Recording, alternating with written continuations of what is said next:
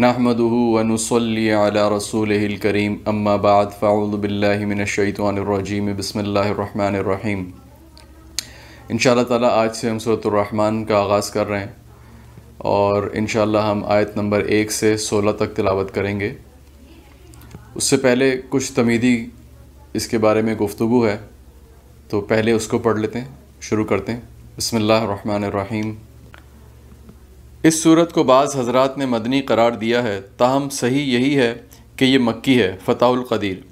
اس کی تائید اس حدیث سے بھی ہوتی ہے جس میں نبی صلی اللہ علیہ وسلم نے فرمایا کہ کیا بات ہے کہ تم خاموش رہتے ہو، تم سے تو اچھے جن ہیں کہ جب جن والی رات کو میں نے یہ صورت ان پر پڑھی تو میں جب بھی فَبِأَيِّ آلَاءِ رَبِّكُمَا تُكَذِّبَانِ پڑھتا تو وہ اس کے جواب میں کہتے لا بِشَيْءٍ مَن نَعَمِكَ رَبَّنَا تُكَذَّبُ فَلَكَ الْحَمْدُ۔ جامع الترمذی حدیث 3291 و ذکر البانی فی صحیح سنن ترمذی 341/3۔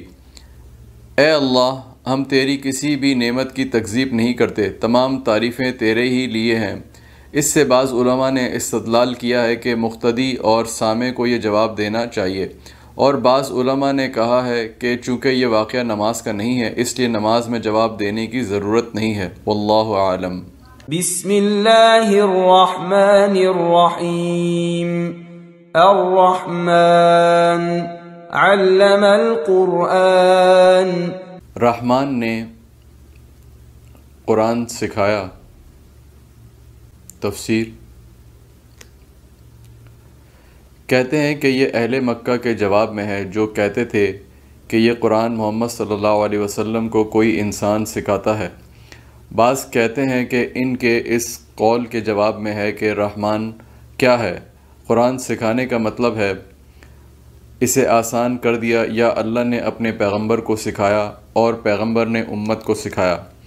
اس صورت میں اللہ نے اپنی بہت سی نعمتیں گنوائی ہیں، چونکہ تعلیم قرآن ان میں قدر و منزلت اور اہمیت و افادیت کے لحاظ سے سب سے نمایاں ہے، اس لیے پہلے اسی نعمت کا ذکر فرمایا ہے۔ فتح القدیر۔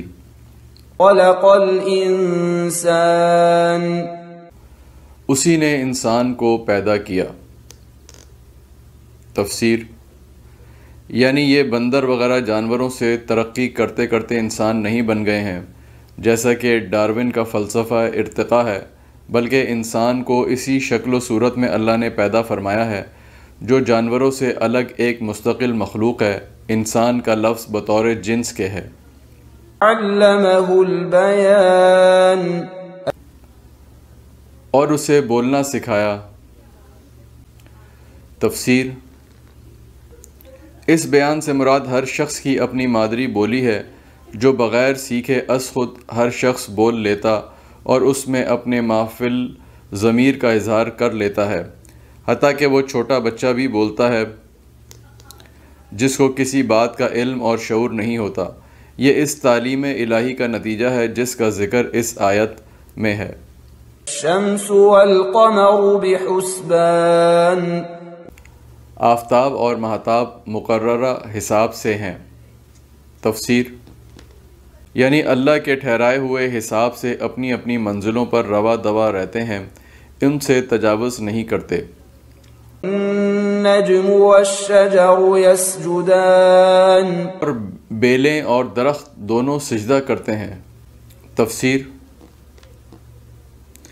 جیسے دوسرے مقام پر فرمایا ان اللہ یسجد لہ من فی السماوات ومن فی الارض والشمس والقمر والنجوم والجبال والشجر والدواب۔ سورۃ الحج آیت نمبر 22۔ سورج، چاند، ستارے، پہاڑ، درخت، چوپائے اور جو کچھ زمین و آسمان میں ہے سب اللہ کو سجدہ کرتے ہیں۔ والسماء رفعها ووضع الميزان۔ اسی نے آسمان کو بلند کیا اور اسی نے ترازو رکھی۔ تفسیر۔ یعنی زمین میں انصاف رکھا جس کا اس نے لوگوں کو حکم دیا، جیسے فرمایا لقد ارسلنا رسلنا بالبینات وَأَنزَلْنَا مَعَهُمُ الْكِتَابَ وَالْمِيزَانَ لِيَقُومَ النَّاسُ بِالْقِسْطِ۔ سورۃ الحدید آیت نمبر 57۔ یقیناً ہم نے اپنے پیغمبروں کو کھلی دلیلیں، کتاب اور میزان یعنی ترازو دے کر بھیجا تاکہ لوگ عدل پر قائم رہیں۔ لا تطغوا في الميزان تاکہ تم تولنے میں تجاوز نہ کرو۔ تفسیر یعنی انصاف سے تجاوز نہ کرو۔ أقيموا الوزن بالقسط ولا تخسروا الميزان انصاف کے ساتھ وزن کو ٹھیک رکھو اور تول میں کمی نہ دو۔ والأرض وضعها للأنام اور اسی نے مخلوق کے لیے زمین بچھا دی، فيها فاكهة والنخل ذات الأكمام جس میں میوے ہیں اور خوشے والی کھجور کے درخت ہیں۔ تفسیر الاکمام کمو کی جمع ہے، ویاء التمر کھجور پر چڑھا ہوا غلاف، الحب ذو العصف والریحان اور بھس والا اناج ہے اور خوشبودار پھول ہیں۔ تفسیر الحب سے مراد ہر وہ خوراک ہے جو انسان اور جانور کھاتے ہیں، خشک ہو کر اس کا پودا بھس بن جاتا ہے جو جانوروں کے کام آتا ہے۔ فَبِأَيِّ آلَاءِ رَبِّكُمَا تُكَذِّبَانِ انسانوں اور جنوں تم اپنے پروردگار کی کس کس نعمت کو جھٹلاؤ گے؟ تفسیر یہ انسانوں اور جنوں دونوں سے خطاب ہے۔ اللہ تعالیٰ اپنی نعمتیں گنوا کر ان سے پوچھ رہا ہے۔ یہ تکرار اس شخص کی طرح ہے جو کسی پر مسلسل احسان کرے لیکن وہ اس کے احسان کا منکر ہو، جیسے کہے میں نے تیرا فلاں کام کیا، کیا تو انکار کرتا ہے؟ فلاں چیز تجھے دی، کیا تجھے یاد نہیں؟ تجھ پر فلاں احسان کیا، کیا تجھے ہمارا ذرا خیال نہیں؟ فتح القدیر۔ خلق الإنسان من صلصال كالفخار اس نے انسان کو ایسی آواز دینے والی مٹی سے پیدا کیا جو ٹھیکری کی طرح تھی۔ تفسیر صلصال خشک مٹی جس میں آواز ہو، فخار آگ میں پکی ہوئی مٹی جسے ٹھیکری کہتے ہیں۔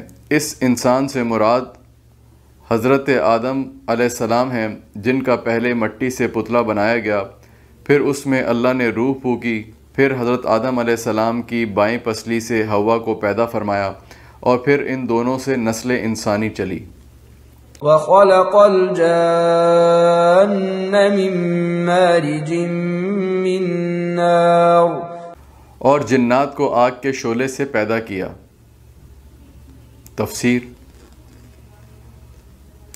اس سے مراد سب سے پہلا جن ہے جو ابو الجن ہے یا جن بطور جنس کے ہے، جیسا کہ ترجمہ جنس کے اعتبار سے ہی کیا گیا ہے۔ مارج آگ سے بلند ہونے والے شعلے کو کہتے ہیں۔